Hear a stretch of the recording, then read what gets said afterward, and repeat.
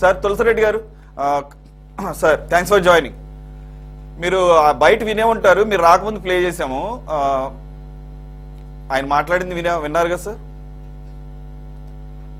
Okay, ఇక్కడ first of all ఈ యొక్క పరిణామ క్రమం social media, electronic media, print media, ఈ పరిణామ క్రమం ప్రధాన కారణం అనిపిస్తుంది. ప్రింట్ మీడియా ఉన్నంత వరకు సెన్సార్ ఉండేది. ఈవెన్ అసెంబ్లీలో కానీ పార్లమెంట్ కానీ అన్పార్లమెంటరీ వర్డ్స్ వాడితే అవి వచ్చేసి మరుసటి రోజు వచ్చేటి కాదు. అవి రికార్డ్స్ తీసేసేవాళ్ళు, అది మరుసటి పేపర్లో వచ్చేటి కాదు. కాబట్టి ప్రజలకు తెలిసేది కాదు. కానీ electronic media and social media వచ్చిన తర్వాత ఎలక్ట్రానిక్ మీడియా ఇప్పుడు మనం మాట్లాడే మాట డైరెక్ట్ గా పోతాయి. ఇంకా సోషల్ మీడియాలో బరి తెగించి లేవని మాట్లాడచ్చు. కాబట్టి ఈ రెండు వచ్చిన తర్వాత ప్రింట్ మీడియాలో కూడా మార్పు వచ్చింది. అంతకుముందు సెన్సార్ చేసేవాళ్ళు, అన్పార్లమెంటరీ రిపోర్ట్స్ వచ్చేటి కాదు. ఇప్పుడు ఈ యొక్క సోషల్ మీడియా, ఎలక్ట్రానిక్ మీడియాలో ఎట్లాగూ మనము వీక్ రికార్డ్ వస్తున్నాయి కాబట్టి వీళ్ళు కూడా వచ్చేసి ప్రింట్ మీడియాలో కూడా యథాతథంగా మాట్లాడిన ప్రతి మాట వస్తుంది. ఇది ఫస్ట్ వచ్చేసి గతానికి ఇప్పటికి జరిగినటువంటి పరిణామ క్రమం. రెండవది ఇక్కడ దుందే, ఒకరు ఎక్కువ కాదు, ఒకరు తక్కువ కాదు. కొంత పాతవి మర్చిపోయింటాము, కొత్త ఎక్కువ జ్ఞాపకం ఉంటాయి. ఇప్పుడు నిన్న పేర్ని నాని గారు ఎక్కడ మాట్లాడినారు? పామర్రు అవనిగడ్డ కార్యకర్తల సమావేశంలో. ఇక్కడ రెండు రకాల మాటలు. ఒకటి వచ్చేసి జాగ్రత్తగా ఉండమని చెప్పేది ఒకటి చెప్పాడు, రెండు భరోసా కోసం రెచ్చగొట్టాడు. జాగ్రత్తగా ఉండమనేమి, ఇప్పుడు మనము ప్రతిపక్షంలో ఉన్నాము, అధికారం లేము, జాగ్రత్త మీరు కొద్ద సమ రఫా ఇటువంటి మాటలు మాట్లాడుతూ ఇది వచ్చేసి ఊరికి అనవసరంగా జాగ్రత్తగా ఉండండి అనేది ఒకటి ఇండికేషన్. కానీ అట్ ది సేమ్ టైం కార్యకర్తలు కదా, వాళ్ళకు భరోసా ఇవ్వాలా. మనం అధికారంలోకి రాబోతున్నాం అనే భరోసా, అధికారంలోకి వచ్చిన తర్వాత మీదే రాజ్యం వచ్చేసి అని రేపు ఆయన చెప్పిన వాక్యాలు ఏమి? కరిచే కుక్క మురగదు, మురిగే కుక్క కరవదు. రేపు మన ప్రభుత్వం వచ్చాక ఎవడెవడు తప్పులు చేశాడో వాళ్ళను నరికేయండి. చెప్పి నరకడం కాదు, చెప్పకుండా నరికేయండి.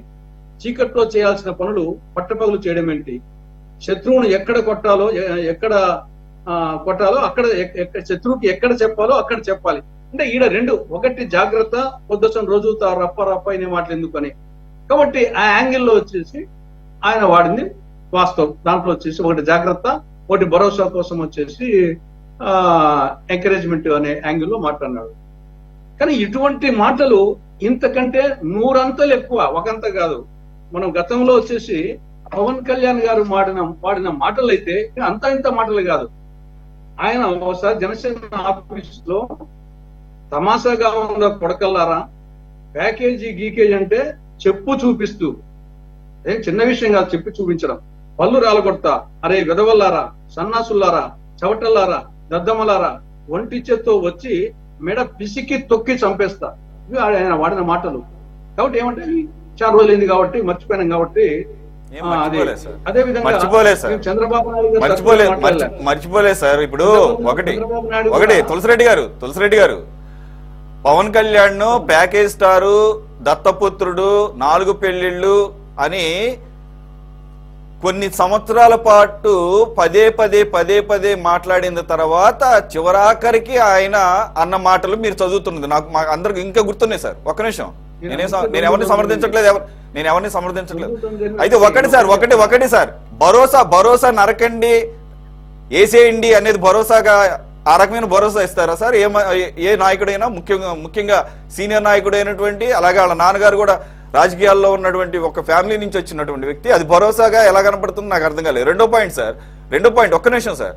ఇక్కడ ఒక నాయకుడిగా పవన్ కళ్యాణ్ ఫ్రస్ట్రేషన్ తో అప్పటికి అన్ని సంవత్సరాలు నేను ప్రతిదీ మేము ఫాలో అయ్యాం కాబట్టి ఎన్ని సంవత్సరాలు ఎన్నాళ్ళు ప్యాకేజ్ స్టారు, దత్తపుత్రుడు, పెళ్లిళ్ళు ఎవడన్నా ప్రూఫ్ చూపించాడు సార్? అప్పటి వరకు ఎవడన్నా ₹1 తీసుకున్నట్టు రివర్స్ లో ఆయనే చనిపోయిన ఆత్మహత్య చేసుకున్న రైతులకి ₹1,00,000 చొప్పున పంచుకుంటూ వెళుతుంటే ప్రతిపక్ష నాయకుడిగా ఉండి అధికారం లేనప్పుడు తిరిగి ప్యాకేజ్ స్టార్ అన్నప్పుడు అలాగ అన్ని సంవత్సరాలు అన్న తర్వాత అన్న మాటలు అలాగే నేను సమర్థించాలి. కానీ అన్నది ఒక్క నిమిషం లెట్ మీ కంప్లీట్. ఆయన అన్నది కూడా ఎట్లాగో పర్సనల్ గా ఆయన అన్నాడు, తొక్కుతాను పిసుకుతానని చెప్పేసి. తొక్కినా పిసికినా చచ్చిపోరు సార్. కానీ నరకం అని చెప్పేసి ఇది కార్యకర్తలకు పిలిపివ్వడం ఎంతవరకు కరెక్ట్ అవుతుంది సార్? నువ్వేమన్నా నరుకుతానంటే ఒక పోటుగాడు అనుకోవచ్చు పేరుని అని. ఈ నరకడం అంటే వీళ్ళు మాత్రం హ్యాపీగా కూర్చుంటారు. ఇందాక లక్ష్మణ్ గారు అన్నారు, వీళ్ళు మాత్రం శుభ్రంగా బెంగళూరులు, చెన్నైలు, ఊటీలు, అవసరమైతే బయట దేశాలు తిరుగుతుంటారు. వీళ్ళ మాటలుగా రెచ్చిపోయి కార్యకర్తలు నరుక్కోవాలా? ఇది ఆ పిలుపు, ఇది భరోసానా సార్? ఎలాగూ ఇప్పుడు లక్ష్మణ్ గారికి తెలుసు, నేను తెలుసు ఎక్కడుండే మేము. ఆయన కడపతనే ఈనాడు విలేకరిగా ఉండి వీరోచితంగా పోరాడినటువంటి వ్యక్తి. నేను ఎక్కడో కాదు ఉండేది, పులివెందుల నియోజకవర్గంలో వేంపల్లి మండల హెడ్ క్వార్టర్స్ లో ఉండి చంద్రబాబు నాయుడు, లోకేష్, పవన్ కళ్యాణ్ 2 సంవత్సరాలు హైదరాబాద్ లో భయపడి గజగజ వణికే రోజుల్లో పులివెందుల్లో కూర్చొని జగన్మోహన్ రెడ్డి వైకాపా ప్రభుత్వ వైఫల్యం చీల్చి చెందాడారు. కాబట్టి మేము వచ్చేసి ఆయన వెనకెత్తుకోవడం కొని కాదు, వాళ్ళు వచ్చేసి వాళ్ళకంటే ఎక్కువగా వచ్చేసి మేము మంచి పదాలతోనే వచ్చేసి విమర్శించాము. మేము వాళ్ళ తిన్న వచ్చేసి మేమేమి చంద్రబాబు వచ్చేసి అందుకే దొందుతుంది అని చెప్పాను. నేను వచ్చేసి దొందుతుంది అందుకోసమే. వీళ్ళు తక్కువ కాదు, వాళ్ళది వచ్చేసి వాళ్ళు అంతకన్నా వాడినారని చెప్పి వాస్తవం. అవి వచ్చిన ఏ సందర్భంలో వాడిని కూడా ఉన్నాయి. చంద్రబాబు నాయుడు గారు ఏమి సొంతంగా అన్నారు వచ్చేసి, ఆయన అంత ముందు 10 ఏళ్ల పాటు ముఖ్యమంత్రిగా చేసిన వ్యక్తి, ఆయన వాడొచ్చున్న ఆ విధంగా సంక్షేమ పథకాలు ప్రజలకు ఇవ్వలేదంటూ నీ తల్లిమ్మ కూడా ఇచ్చాడా, మీ అమ్మమ్మ కూడా ఇచ్చాడా, మీ నాన్నమ్మ కూడా ఇచ్చాడా, మీ జయతాతమ్మ కూడా ఇచ్చాడా, ఎవడిచ్చాడు? ఈ 2 ఏళ్లలో ఏం చేశారు? మీరు గడ్డి పీకారా? పిచ్చి కుక్కలా తిరుగుతూ ఉన్నారు.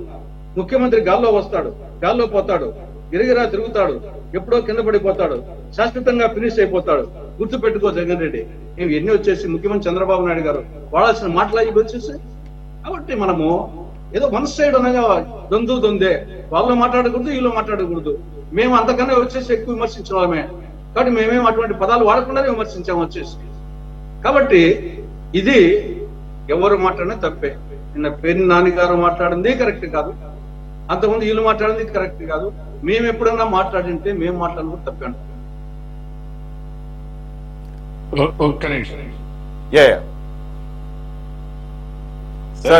తులసిరెడ్డి గారు చెప్పారు. తులసిరెడ్డి గారు గత 5 ఏళ్లలో ఆ ప్రభుత్వం మీద విపరీతమైన విమర్శలు చేస్తూ వాళ్ళని ఎండగడుతూ మాట్లాడిన సందర్భాలు అందరం చూసాం. ప్రతి డిబేట్ లో తులసిరెడ్డి గారితో కూడా చాలా డిబేట్లు నేను కూడా పాల్గొనడం జరిగింది. అయితే ఇక్కడ ఒక విషయం ఏంటంటే, తులసిరెడ్డి గారిని ఏంటంటే పెద్ద మనిషిగా చూస్తూ అందరు కూడా వదిలేశారు. ఎందుకంటే తులసిరెడ్డి గారు మాట్లాడి తులసిరెడ్డి గారు విమర్శించిన దానికి ఒక్క కేసు కూడా ఉండదు.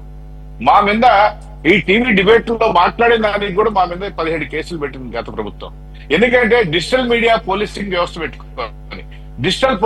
పెట్టుకుని ఏది మాట్లాడినా కేసులు పెట్టారు. దాదాపు తెలుగుదేశం కార్యకర్తల మీద 95% మీద కేసులు పెట్టారు. ఇంకొక విషయం, తులసన్న మీరు మాట్లాడారు బాగానే ఉంది, పవన్ కళ్యాణ్ గారు మాట్లాడడం తప్పని.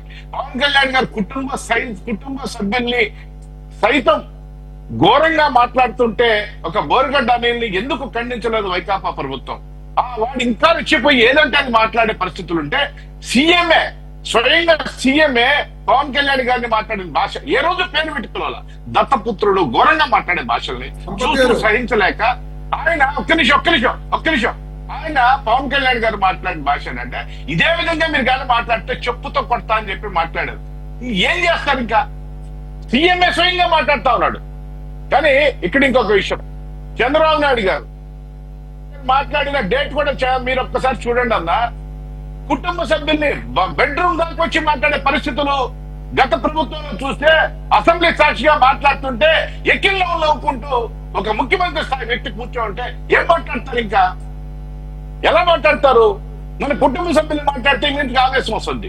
కానీ గతంలో ప్రభుత్వంలో ఉన్నటువంటి 10 ఏళ్ళు ముఖ్యమంత్రి చేసినటువంటి వ్యక్తిని మీరేమో గౌరవం ఇచ్చారా? గౌరవం తగ్గేలా మాట్లాడా? ఆ భాషలోనే మాట్లాడుతున్నారా? అకపోతే మన రమేష్ గారు మాట్లాడుతా ఉన్నారు అక్రమ కేసులని. మీ ఎందుకంటే ప్రతి కేసు ఈ రోజు నాయకుడు జైలు చుట్టూ తిరిగే ప్రతి ఒక్క కేసు కూడా గతంలో మీ ప్రభుత్వంలో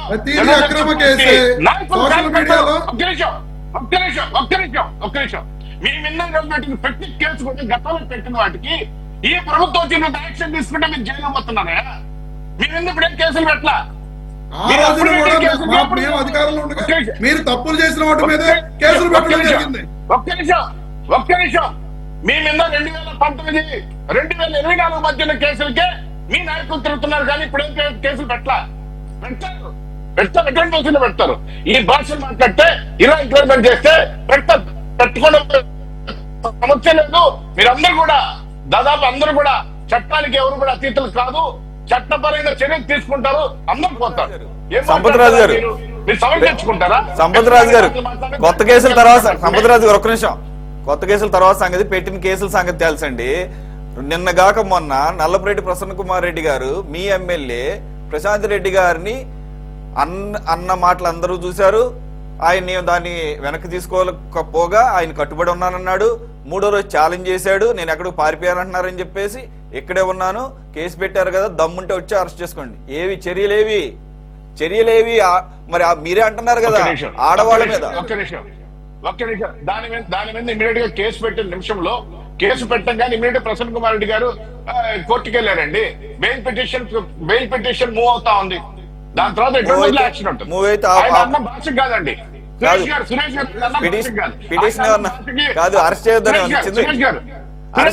గారు ఆయన అన్న భాషకి కాదు, ఆయన అన్న భాషకి రాష్ట్ర ప్రజలు చూసుకుంటారు, రాష్ట్ర ప్రజలు ఆయనకి బుద్ధి చెప్తారు. అక్కడ అన్న మాటలు ఏంటంటే ప్రధాన బాధితురాలిగా ఉన్నటువంటి ప్రశాంత్ రెడ్డి గారు కేసు పెట్టారు. ఆవిడకి న్యాయం జరగాలి, ప్రజలు వాళ్ళు వేస్తారు. ఒక్క నిమిషం ఆయన అన్న మాటలకు కాదండి, ప్రధానంగా కేసులో ప్రధాన అంశం ఏంటంటే ప్రసన్న కుమార్ రెడ్డి గారు ఒక అభియోగం చేశారు. ఏదైతే వేమిరెడ్డి ప్రభాకర్ రెడ్డి గారు ఎంపీగా ఉన్నారు, ప్రశాంత్ రెడ్డి గారు ఎమ్మెల్యేగా ఉన్నారు, ఆయన ఎంపీని చంపేదానికి ఈమె 2 సిట్టింగ్లు ఏర్పాటు చేసుకుంది. నేను ఒక అంశం గురించి చెప్పట్లేదు ఇక్కడ, ఓవరాల్ గా ఎపిసోడ్ లో ఆయన మాట్లాడిన అన్ని కూడా పరిగణలోకి తీసుకుని కేసు పెట్టారు కదా. ఏవి చర్యలు తీసుకుంటారు, దానికి ఇమీడియట్ ఎంక్వైరీ చేసే పక్షంలో ఈ చర్యలు కూడా ఎంత సెలెక్టివ్ గా ఉంటున్నాయో అర్థమవుతోంది. అందు గురించే ఎంపీ ఎమ్మెల్యే మీద పెట్టిన తర్వాత కూడా చర్యలు ఇమీడియట్ అర్ధరాత్రులు అరెస్ట్ చేయాల్సిన అవసరం లేదండి. ఎట్లా అరెస్ట్ అవుతాడు? అరెస్ట్ చేయమనేది ఇక్కడ మీకు చెప్పడంలో పాయింట్ ఏంటంటే, అంత పబ్లిక్ గా ఆయన మాట్లాడిన తర్వాత, పోలీస్ కేసులు అయిన తర్వాత చర్యలు ఏవి అని చెప్పేసి మీ కార్యకర్తలు అడుగుతున్నారు. కాబట్టి కొత్తగా కేసులు పెట్టాల్సిన అవసరం లేదు. ఉన్న కేసులకు సంబంధించి సరైన చర్యలు తీసుకుంటే చాలు, అది కూడా చట్టబద్ధంగానే. ఇక్కడ ఎవరి మీద కూడా కక్ష సాధింపు చర్యలు చేయమని చెప్పేసి చెప్పమంటలేదు. ఈ రకమైనటువంటి వాటిని ఎవరు ఎంకరేజ్ చేయటం లేదు. అప్పుడు గత ప్రభుత్వంలో కూడా అయినా అంతే, ఏదైతే అన్యాయంగా కేసులు పెట్టారో వాటి గురించి మాట్లాడుకోవాలి తప్ప, ఆల్రెడీ అక్కడ క్లియర్ గా వారు చేసిన తప్పులు పబ్లిక్ డొమైన్ లో కనబడుతున్నప్పుడు ఎంత వాదించినా కూడా ప్రజలేమీ నమ్మరు. రమేష్ గారు కంక్లూడ్ చేద్దాం, నెక్స్ట్ టాపిక్ లో వెళ్ళాలి. ఏం లేదు, ఇప్పుడు మేము కరెక్ట్ గానే కేసులు పెడుతున్నాం, మేము ఎక్కడా తప్పు చేయట్లేదని చెప్తున్నారు కదా సంపత్రాజు గారు. అంబటి రాంబాబు గారు స్వయంగా పోలీస్ స్టేషన్కి వెళ్ళి తన మీద ఇలాంటి పోస్టులు పెడుతున్నారు, ఈ రకంగా వీడియోలు చేస్తున్నారని చెప్పి స్వయంగా ఆయన కంప్లైంట్ ఇవ్వడం జరిగింది. ఈ రోజు కేసు కట్టిన దాఖలాలు లేవు. విడుదల రజనీ గారు మాజీ మంత్రివర్యులు, ఆవిడ స్వయంగా వెళ్ళి కేసు ఇవ్వడం జరిగింది. ఈ రోజు కేసు కట్టిన దాఖలాలు లేవు. మరి ఈ ప్రభుత్వం చాలా కరెక్ట్ గా నడుస్తుందని చెప్పి ఎలా చెప్పేస్తారు సార్? అది కరెక్ట్ అని అంటారా? సరే, ఇప్పుడు వేమిరెడ్డి ప్రశాంత్ రెడ్డి గారి విషయం మీరు అడిగారు. అదే వేమిరెడ్డి ప్రశాంత్ రెడ్డి గారి మీద వ్యాఖ్యలు చేశారని చెప్పి వాళ్ళ ఇంటికి వెళ్లి 200 మంది అక్కడ దాడులు చేస్తే ఈ రోజు వరకు అక్కడ కేసులు కట్టలేదు. ఒక్క చిన్న కేసు కూడా నమోదు చేయని పరిస్థితి అక్కడ ఉంది. స్వయంగా నా ఇంటి మీద దాడి చేశారు సార్ మీరు. ఎవరైతే ప్రశాంత్ రెడ్డి ఇంటికి నల్లపురెడ్డి ప్రసన్న కుమార్ రెడ్డి ఇంటి మీద దాడి చేశారో వాళ్ళ మీద కూడా చట్టపరమైన చర్యలు తీసుకోవాలి. ప్రశాంత్ రెడ్డి గారు స్వయంగా ఇచ్చారండి లెటర్. మరి ఈ రోజు వరకు ఎందుకు కేసులు కట్టలా? ఇప్పుడు వీడియో ఆధారాలు లేవు.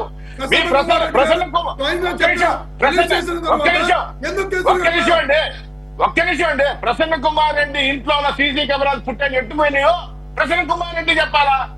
ప్రసన్న కుమార్ రెడ్డి సీసీ ఫుటేజ్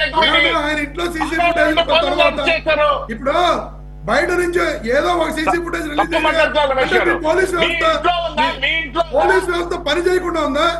ప్రసన్న కుమార్ రెడ్డి గారి ఇంట్లో ఉన్న మీరు పట్టుకుంటారా? ఎంక్వైరీ చేస్తున్నారు.